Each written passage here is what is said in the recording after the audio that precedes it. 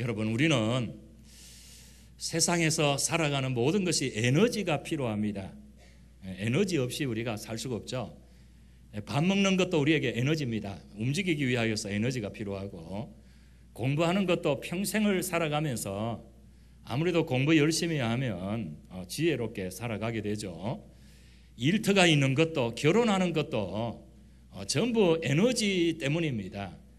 바깥에서 굉장히 힘이 들고, 때로는 억울하고, 때로는 속상하고, 때로는 어려운 일이 있었어도 어떻게 합니까? 집에 가족들이 있기 때문에, 가족들이 기다리기 때문에 참고 견디지 않습니까?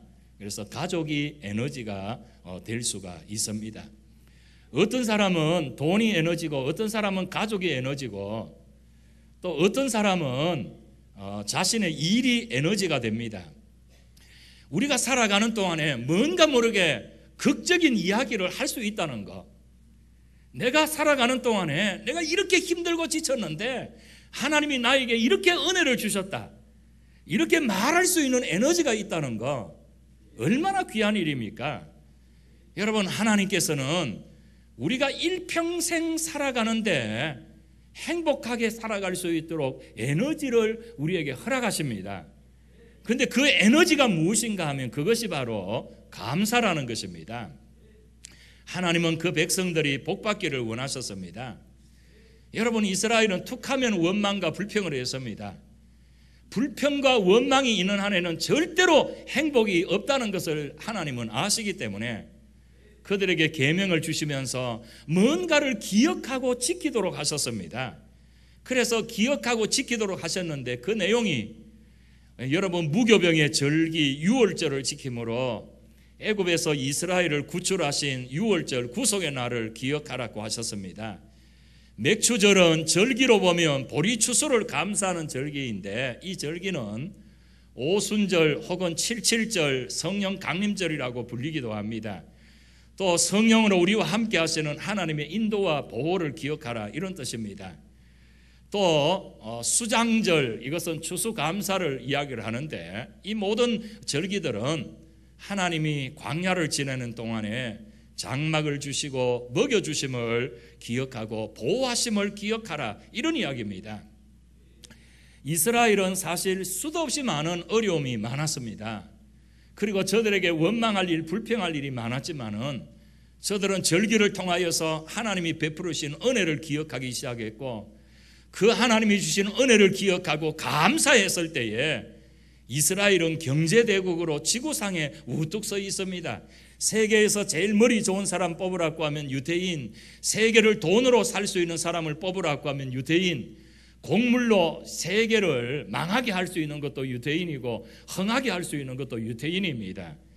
여러분, 하나님께서는 이스라엘 백성들에게 광야 생활을 하게 하신 이유는 이 힘들고 어려운 광야 생활 속에서도 감사할 수 있으면 어디 가든지 감사할 수 있고, 그렇다면 항상 행복할 수 있기 때문에 저들에게 감사의 능력으로 일평생 저들이 살아갈 수 있도록 하나님께서 에너지를 주셨는데, 그것이 바로 감사라고 하는 이야기입니다.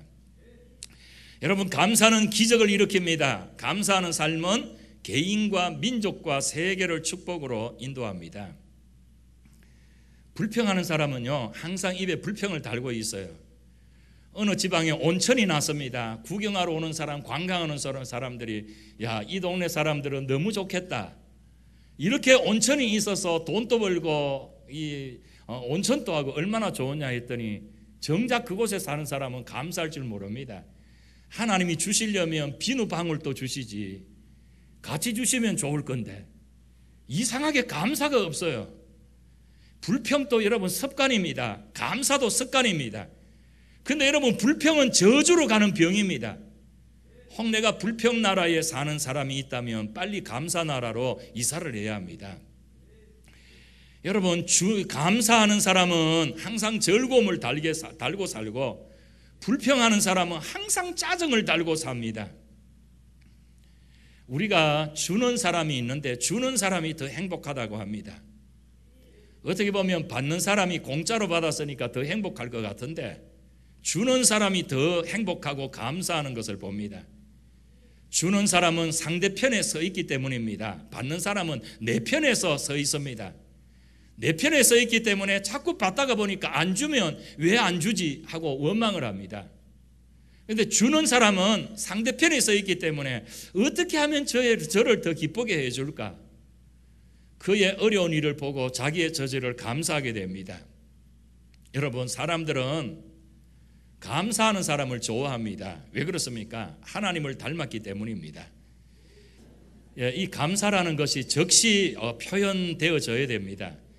애정이 따르지 않는 비판은 어느 폭력일 수 있습니다. 여러분, 남을 탓하고 비판하는 데 익숙한 사람은 항상 외로워요. 그의 주변에는 좋은 친구가 모이지 않습니다. 그래서 불평과 불만의 최대 피해자는 그 자신인 것입니다. 이런 축복과 저주는 닮아가는 성향이 있기 때문에 축복이 개성이 되도록 우리가 힘을 써야 됩니다. 부모들이 항상 불평, 남의 흉을 보는 집의 자녀들은 이것을 닮아가지고 저주의 가게를 만듭니다. 그러나 감사하는 사람은 성경이 이야기하는 것처럼 그렇게 귀한 은혜를 받습니다. 환경이 굉장히 어렵고 굉장히 힘든 가난한 청년이 하나 있었습니다. 이 청년이 어느 영주의 정은사로 취직을 했습니다. 한 영주가 이른 새벽에 정은을 산책을 하는데 정은 한 구석에서 뭔가 인기척이 있어서 둘러보니까 얼마 전에 자기 집에 취업을 했던 젊은 정은사가 나무로 만들어진 화분을 열심히 조각하고 있었습니다. 아니, 이 사람아, 이런 일을 한다고 누가 임금을 더 주는 것도 아닌데 이른 새벽부터 왜 이렇게 조각을 하느냐 했더니 이 청년이 이렇게 대답을 했습니다. 저는 이 정은을 너무너무 사랑합니다. 정은을 가꾸는 것이 저의 직무이기 때문에 보수와 상관없이 저는 기쁘게 이 일을 감당하고 있습니다. 제게 일을 할 수 있다는 거, 내가 꽃을 가꿀 수 있다는 거, 그래 기왕이면 좀 더 아름다운 꽃을 가꾸기를 원합니다. 이렇게 이야기를 했을 때에 이 영주는 이 청년의 대답에 감동을 받았습니다. 지금까지 우리 집에 수없이 많은 사람들이 있었는데 할 수만 있으면 늦게 출근을 하고 일찍 퇴근하고 슬슬 그냥 정말 게으름을 피우는데 자네는 그야말로 사람을 감동시키는 재주가 있네. 그러면서 앞으로 뭐 하고 싶으냐? 제가 앞으로 공부한다면 그림 공부를 하고 싶습니다. 그래서 이 영주가 그 사람의 후원을 해서 그림을 그릴 수 있도록 해주어서 르네상스 시대의 최고의 미술가가 되었습니다. 이 사람의 이름이 여러분도 잘 아는 미켈란젤로라고 하는 사람입니다. 여러분, 오늘 본문 가운데서 항상 기뻐하고 쉬지 말고 기도하고 범사에 감사하는 것이 하나님의 뜻이다. 이 하나님의 뜻이라고 하는 말 속에 딜레마, 이 말은 하나님의 소원, 하나님의 기쁨, 이런 것을 의미합니다. 우리가 모든 일에 감사하는 것이 하나님의 소원이고 하나님의 기쁨이라는 것입니다. 왜 그렇습니까? 우리가 감사하면서 살 때에 행복하게 우리가 살 수 있기 때문입니다. 여러분, 오늘 본문을 통해서 우리에게 주시는 감사의 유익이 몇 가지가 있습니다. 첫째로는 14절에 있는 말씀을 보십시다. 또 형제들아, 너희를 권면하노니 게으른 자들을 권괴하며 마음이 약한 자들을 격려하고 힘이 없는 자를 붙들어주며 모든 사람에게 오래 참으라. 15절입니다. 삼가 누가 누구에게든지 악으로 악을 갚지 말게 하고 서로 대하든지 모든 사람을 대하든지 항상 선을 따르라. 여러분, 이 말의 의미가 무엇입니까? 여기 게으른 사람들을 권계하고 그리고 마음이 약한 사람을 격려하고 힘없는 사람을 붙들어주고 모든 사람에게 오래 참고 악을 악으로 갚지 아니하고 모든 사람을 대할 때에 선을 행할 수 있도록 그렇게 만들어주는 사람, 이런 사람이 내 옆에 있다면 얼마나 우리가 행복하겠습니까? 이런 사람을 가르쳐서 우리가 간단하게 우리가 이야기하면 어떤 사람입니까? 멋진 사람입니다. 우리 옆 사람에게 주먹을 탁 오른손을 한번 들고 멋져부려 한번 해봅시다. 멋져부려. 진짜 여러분들이 멋진 사람이 되시기 바랍니다. 얼마나 멋있는 사람입니까? 14절 15절이. 그러니까 감사하는 사람은요, 다른 사람을 살맛나게 만드는 삶의 능력을 공급하는 사람이라는 것입니다. 미켈란젤로가 청년 때에 남들보다 일찍 일어나서 남들이 보지 않고 돈 되는 일도 아닌데 알아주든지 알아주지 않든지 간에 그 마음속에 감사가 있었기 때문에 내가 살아있음에 대하여서 감사, 일할 수 있음에 대하여서 감사, 자기가 좋아하는 일을 하게 되어짐에 대하여서 감사. 얼마든지 그는 과거의 아픈 상처, 환경, 부모, 직장, 동료를 향해서 원망할 수 있지만은 그런 거 하지 아니하고 오히려 자기가 할 수 있는 것에 대하여서 감사했을 때에 그것이 자기를 좋게 만들고 영주의 마음을 감동을 주고 다른 사람을 기쁘게 만들었습니다. 살면서 두 가지 종류의 사람이 있습니다.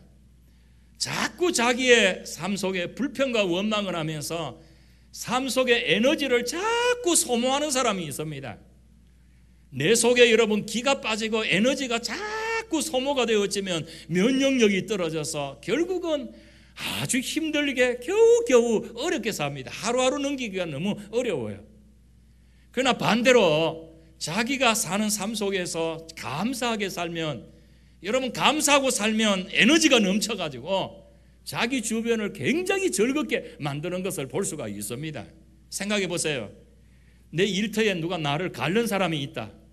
그거를 원망하고 시비 걸고 이러면 그 일터에서 하루 종일 지나면서 행복하겠습니까? 불행하겠습니까?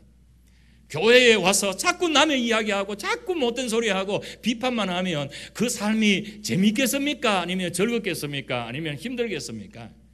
그래서 우리는 사소한 일에 목숨을 걸지 말아야 합니다. 여러분 자꾸 내 속에 있는 에너지를 소비하지 말고 감사함으로 에너지를 정복시키는 저와 여러분이 되시기를 바랍니다. 런던 대학의 국제건강사역사 연구소 앤드류 스텝토 박사팀의 연구에 의하면 늘 긍정적이고 감사하게 사는 사람이 평균 수명이 부정적으로 사는 사람보다도 9.5년이나 차이가 났다고 합니다. 다시 이야기하면 10년 정도가 더 살더라는 겁니다.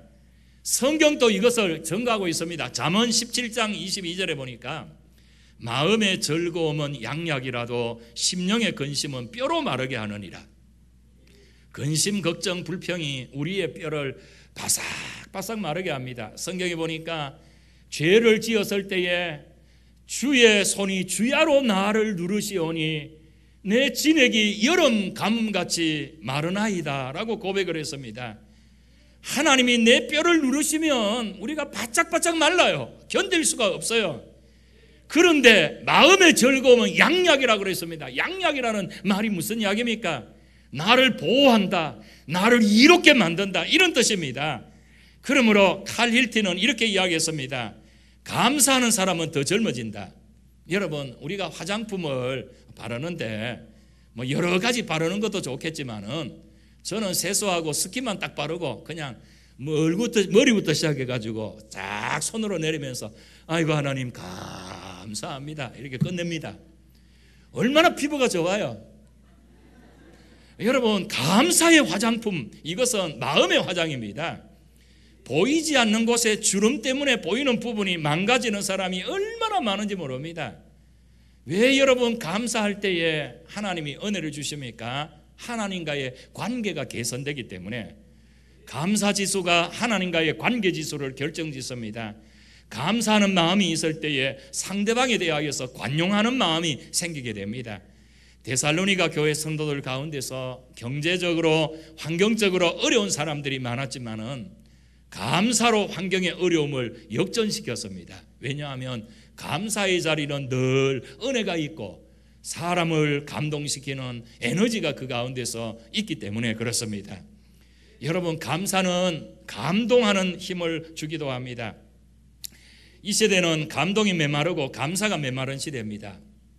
감사가 없으니까 감동이 올 리가 없고요, 감동이 없으니까 인생이 삭막해지는데, 인생이 사막과 같이, 사막이 얼마나 힘듭니까? 여러분 이스라엘이 광야 생활 참 쉽지 않은 그런 일이었습니다. 여러분 낮에는 너무 햇볕이 뜨거워서 견딜 수 없습니다. 밤에는 추위가 있습니다. 이게 사막이지 않습니까? 여러분 지금까지도 우리가 사막의 길을 걸어온 사람이 있다면 앞으로 내가 남은 세월이 또 사막으로 산다면 얼마나 힘이 들겠습니까? 제가 지난 주일날 예수 영접 모임할 때 김낙정 어르신에게 그렇게 이야기를 했습니다. 이 세상 살아가면서 가장 힘든 때가 있었죠. 예, 있었죠. 그때를 생각을 해보면 어떻습니까? 그때 너무너무 힘든 때가 있었어요.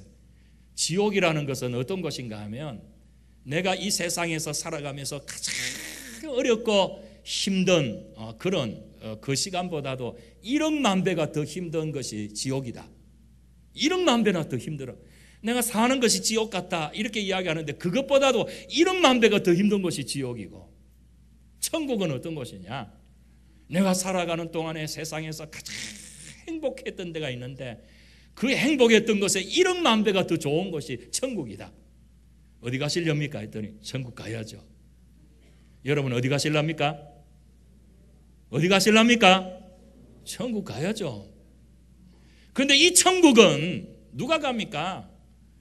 여러분 인생을 살아가는데 사막과 같은 삶을 살고 싶습니까? 오아시스와 같이 쉼이 있고 풍성한 곳에서 살고 싶습니까?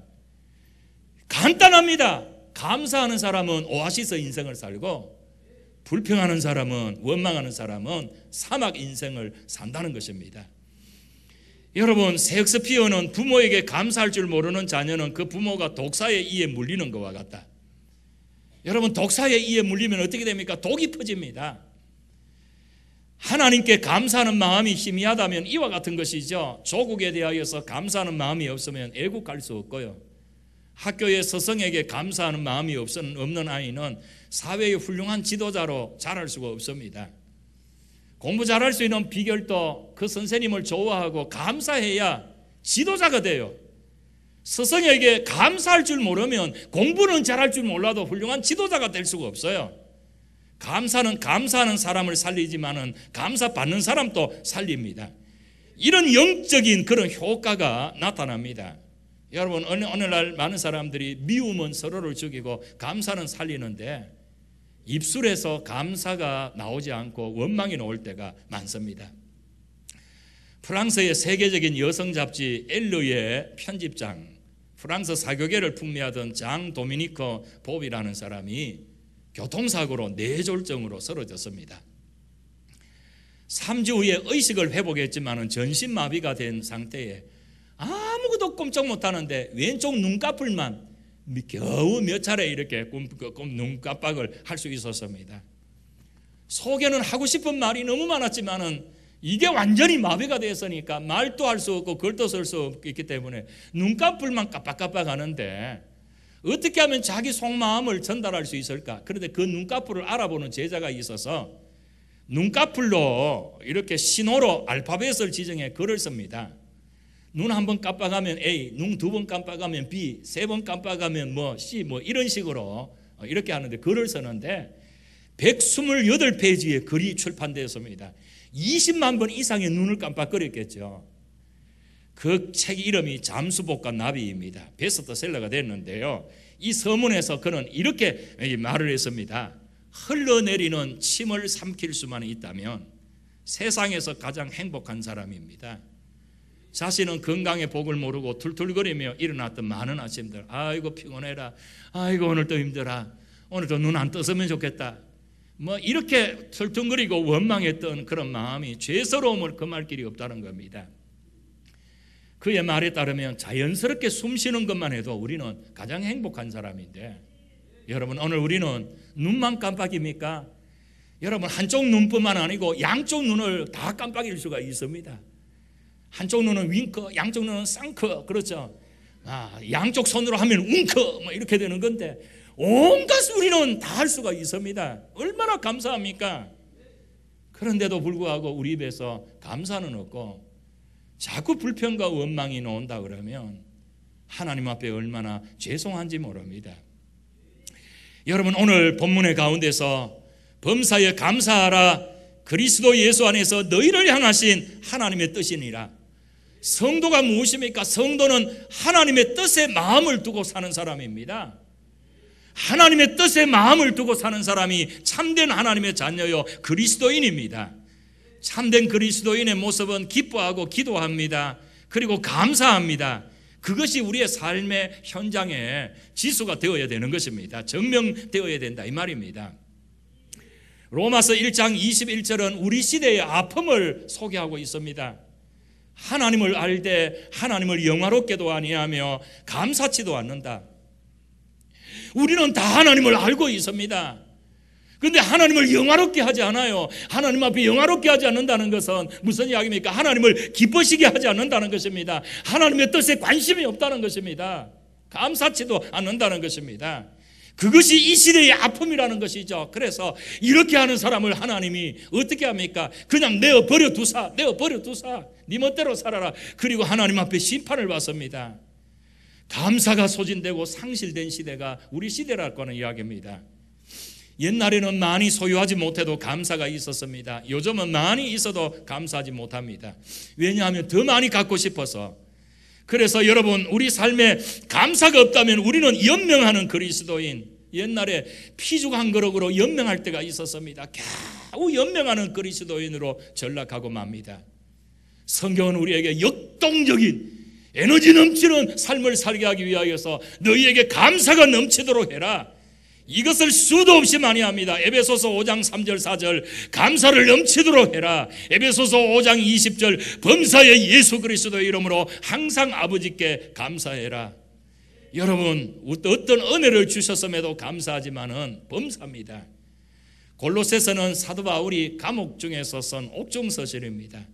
감사라는 명사와 동사를 46번이나 옥중서신에서 사용했습니다. 그의 처지는 감옥 안에 있었지만 감옥 밖에 있는 성도들에 대하여서 마땅히 감사해야 된다라고 이야기를 합니다. 많은 사람들은 형편이 좋아지면 감사하겠다. 그에게는 형편이 좋아지는 일이 절대로 없을 겁니다. 왜냐하면 감사하지 않는 자에게는 그 마음이 사막으로 바뀌기 때문에 어떻게 형편이 좋아질 수 있겠습니까? 그러나 감사하는 사람에게 하나님은 오아시스를 줍니다. 10년 전에 범국민 손씻기 운동본부라고 하는 재미있는 운동이 시작됐습니다. 운동본부를 주도한 대한의사협회 관계자의 설명에 의하면 이렇게 이야기했어요. 손은 각종 유해 세균이 가장 많이 접촉하는 부위인데 우리 국민이 손청결에 대하여서 관심이 너무 부족하다. 혹시 여러분들이 공중 화장실이나 아니면 식당의 화장실에 가보면 손을 깨끗이 씻읍시다라고 하는 캠페인이 있죠. 그건데요, 일상생활에서 손만 제대로 씻어도 이질, 감기, 눈병 이런 70%의 질병을 예방한다고 합니다. 손만 깨끗이 잘 씻어도 70%의 질병을 예방한다는 거예요. 그런데 우리 마음속에 있는 불평, 우리 마음속에 있는 시험, 유혹, 그리고 혈기 이런 것은요, 감사하게 되어지면 이것들을 완전히 예방시켜 주어서 우리가 이런 나쁜 마음들이 선한 마음으로 바뀌게 되어진다라고 하는 이야기입니다. 사랑하시는 성도 여러분, 사막과 같은 곳에서 겨우 연명하면서 원망하면서 불평하면서 남은 생애를 사시겠습니까?